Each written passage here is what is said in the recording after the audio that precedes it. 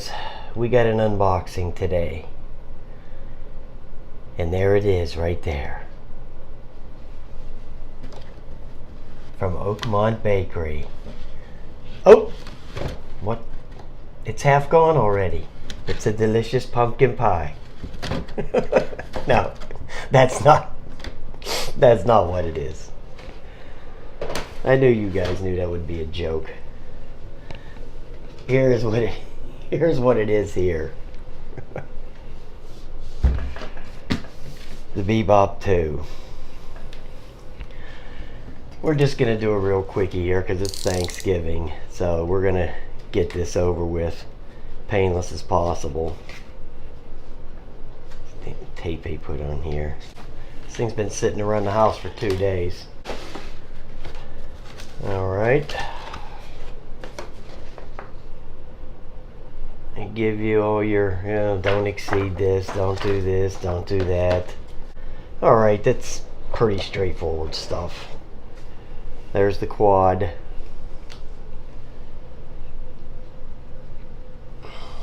There's the battery. The battery is a 2700, 11.1. I think it's sharp looking. Now this has the 3-axis stabilization, where the Bebop 2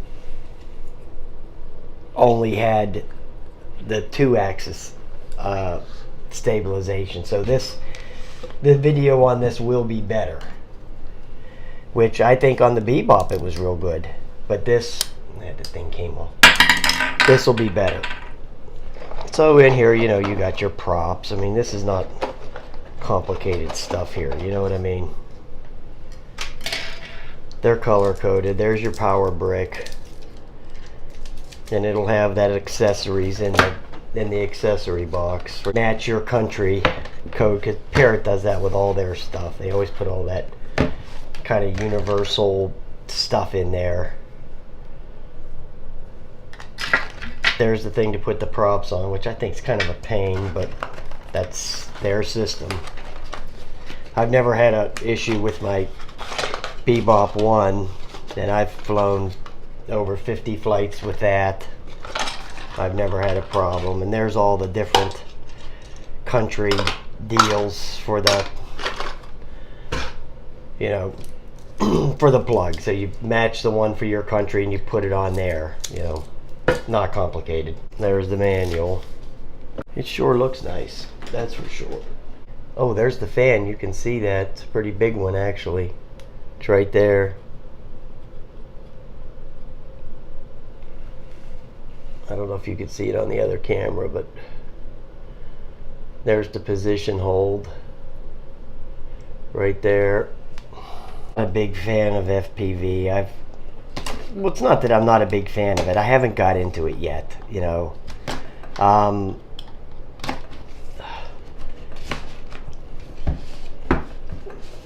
Well, I can tell you one thing I'm not a big fan of, even without getting into it, is that cheap FPV. That FPV with those little ones. The stuff always looks all grainy and shitty, to me. I mean, that's just my opinion.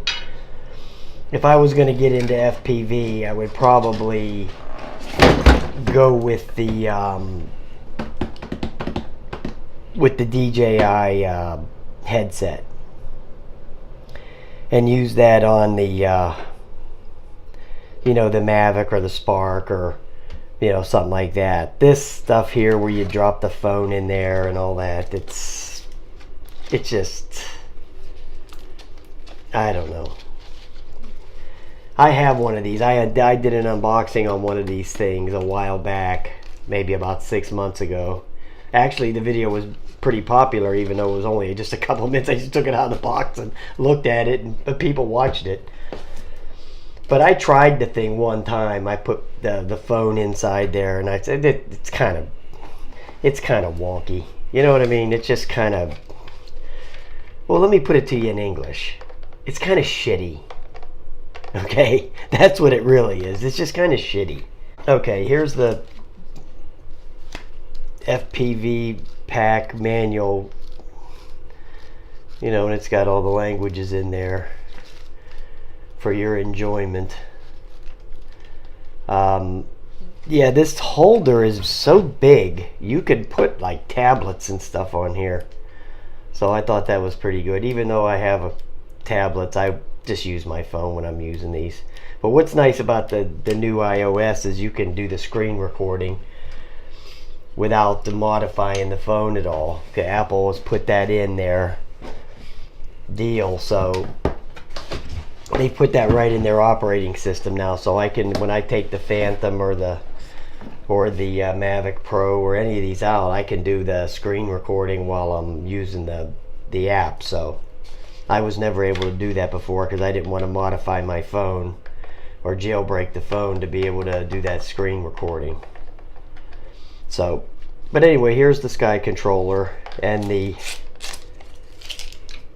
phone thing is going to mount here some way or another. Oh, it goes this way. Slides down in there. This little rod slides in there,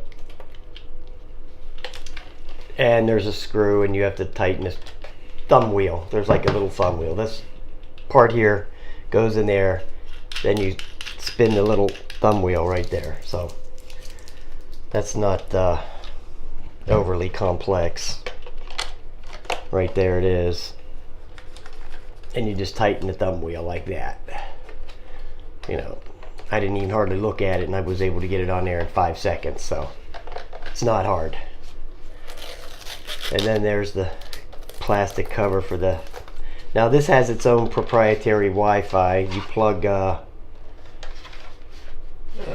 phone in here somewhere with a wire. I seen a video on it somewhere.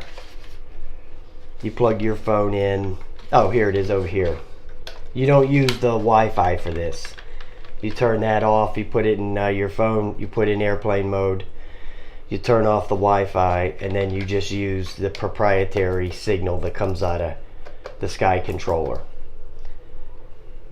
Kind of like the Mavic and the Phantom 4 and them. So, and then this thing here has the same kind of buttons as the FlyPad. You know, to take off, home, and you know, all that good stuff. Hit this to record. Hit one for picture. Tilt the camera this way and that way. So it's not complicated, believe me. This is probably the charging port here. They give you an option to, I guess, to take this off. Okay, so there's the battery for the transmitter right there. It's lithium ion. Yeah, it's a 2700. It's pretty big actually. So that goes in the back of there. At least they give you the option to be able to change the battery if the battery blows up on you. So that's pretty nice, because I don't think they have that on the FlyPad. I don't think there's an option to get that cover off and get that battery out of there. So you're kind of, if the battery takes a dump, you're kind of SOL on that deal. Alright guys, I really don't need to undo the headset because everybody knows what these are. These are one of them things you pop open here some way or another and slide the phone in. Yeah, right here. You slide this open, and it even tells you insert this way. So, and you pop the phone in there, and then you usually have to make some kind of,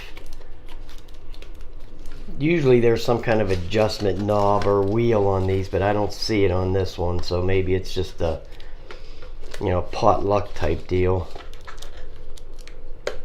Unless there's something on here, which I don't see. But you just pull this out, slip the phone in there, and shove it back in there. Put this on your head, and away you go, off to the races. But I mean, you can buy these things. They're cheap as dirt. In all seriousness, you can. The one I bought that I did the unboxing on, I think I paid $8, $10, $5. It was super cheap. I'd have to go back and watch the video to remember how much I paid for it. But I can tell you one thing, it wasn't a lot of money. Okay? It was very cheap. Then here's some cables for you to charge the stuff with, and to access the memory of the quad, because the Bebops, they don't have any SD cards. They use internal memory, just like the Breeze. Now I think these only have 8 gigabytes of internal memory. I've seen some of them that had 16, so I'm not sure what this one has, but I did see a YouTube video, a guy that was 16 gigs on his. So I don't know if that's the newer model or what, but I know that the Breeze that I have has the 16 gigs. But my first Bebop only has the 8. So, alright guys, I'm gonna get ready to cook some chicken. I'm not a big turkey dude, so I'm gonna have me a little bit of chickie. So that'll be pretty good. And since it's gonna be Black Friday tomorrow, I'm not going to Best Buy, so I won't be getting anything new. So other than this, I'll fire this up in the house. Maybe I'll shoot a 2-minute video of it running here in the house. Because these Bebops, they fly real good indoors. You just got to watch them so you don't get your head chopped off. Because sometimes this, the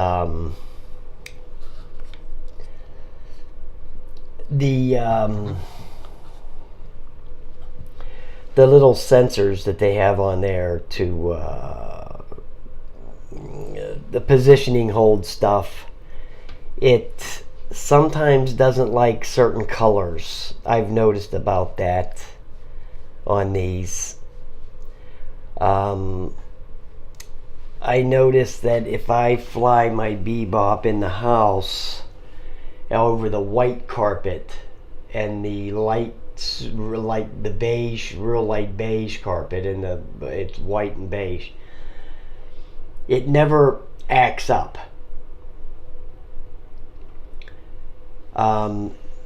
But if I fly it over brown carpet where there's like darker browns and lighter browns, it has a tendency to dance around a little bit. So I think there's some kind of issue with that, with it's the optical flow deal. I think that it has something to do with the colors. There's certain colors that those optical flow things don't like. I'm not sure. I never read anything about it. I just know from my own experience of having all these things and flying them around in the house that there's just certain colors that set off that optical flow stuff. So just be careful when you fly these things in the house what color the carpeting is. It's underneath of it, so because it can go out of control on certain colors. Alright guys, have a nice Thanksgiving, and have a nice holiday with your family, and enjoy your turkey. Have a nice day.